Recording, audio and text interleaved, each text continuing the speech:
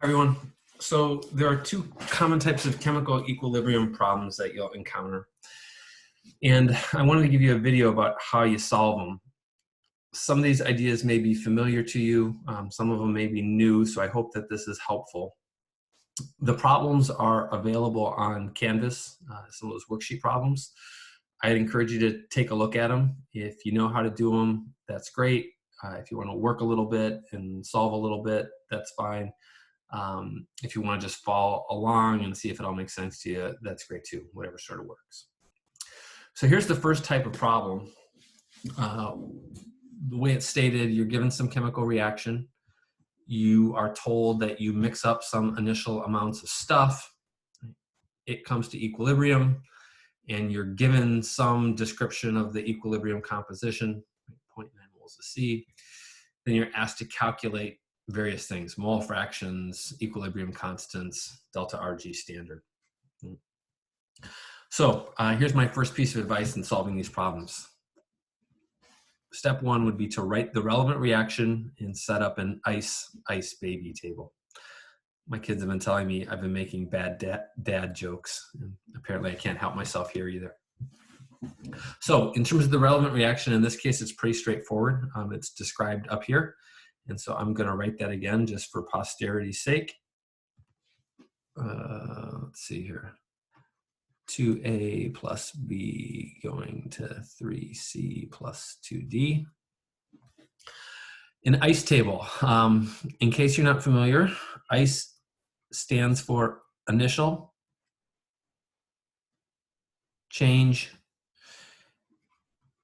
equilibrium, right? ICE.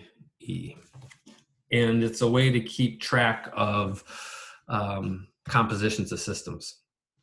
So here's how I set mine up.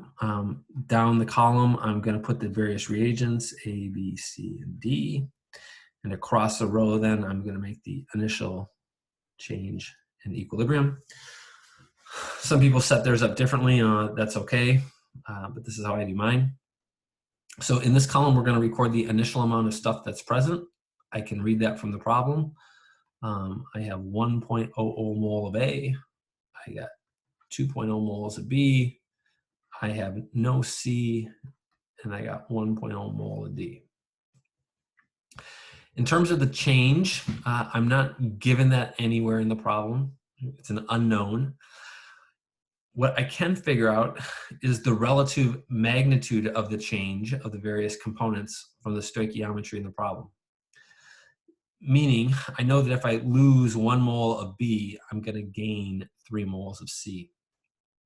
And so here's how those columns look.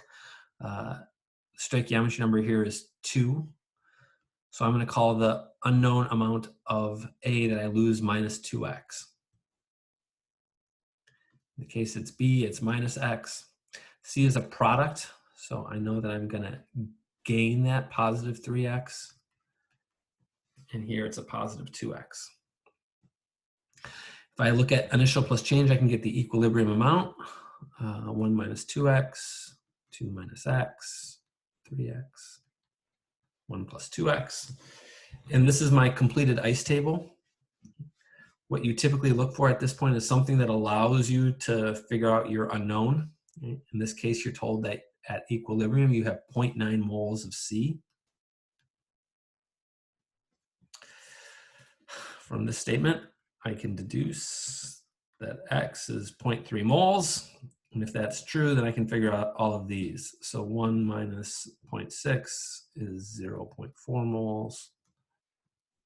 1.7 moles. 1.6 moles. That's my ICE table. Second step, write an expression for KEQ. I'm going to write the reaction again so I have it. 2A plus B goes to 3C plus, this was a 2D. The expression for KEQ will look like this. It's products over reactants raised to the stoichiometry number.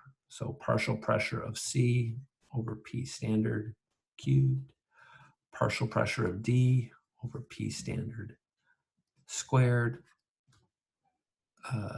partial pressure of A over P standard squared, partial pressure of B over P standard.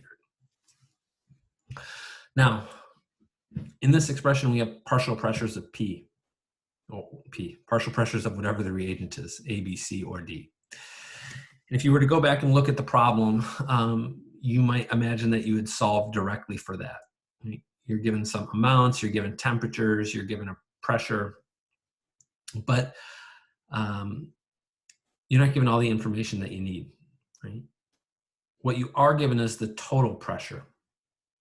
And so the way we typically solve these problems is to reframe this expression in terms of the total pressure and the mole fraction of these species. That is, the partial pressure of component I is equal to xi times P total. That's the mole fraction. This is Dalton's law of partial pressures. So if I take this definition and I start inputting it, x dot P standard cubed, x d P tot P standard squared, x a P tot P standard squared, x b P tot P standard. Now a bunch of things will cancel. For instance, like this P tot, P standard will cancel with this one. Right? This P tot is going to go away with this one. And at the end of the day, if you do your algebra right, I think you end up with this expression: xc cubed, xd squared, xa squared, xb P tot over P standard squared. That's what I have in my notes. Well, I think it's right. Okay, that's my expression for KEQ. The last step is to solve as appropriate. So here's my ICE table. I just derived an expression for KEQ in terms of the mole fraction. I need to calculate the mole fraction of each of these species. And I'm going to write in a slightly different color here just to keep things clear. If I calculate the mole fraction of each of these species, in this case, it would be 0.4 divided by, I have to add all of these up. So 2.13,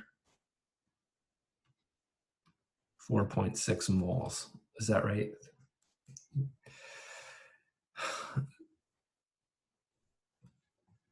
4 divided by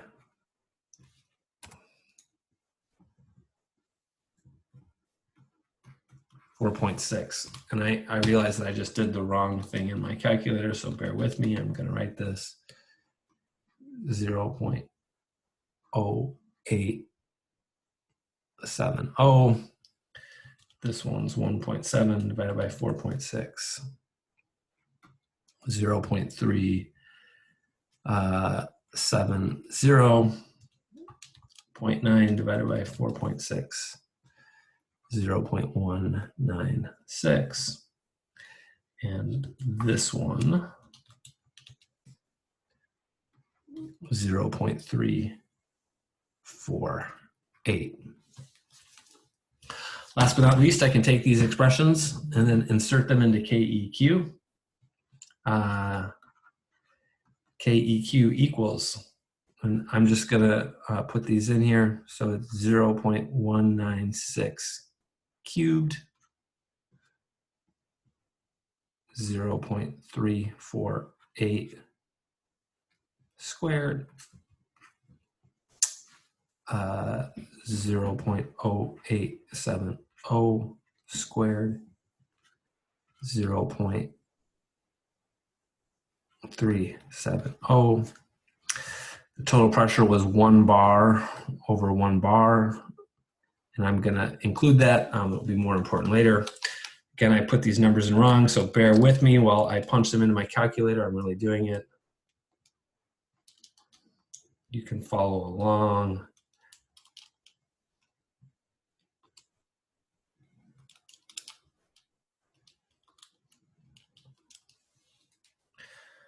The number I get at the end of the day is 0.326. Okay, that's KEQ. Right? You can then start plugging things in, and I'm not going to do this. This is simply a plug and chug. Okay? But once you have K, you can get delta RG standard, and away you go. I will stop here, and I will post a second video for the other type of problem.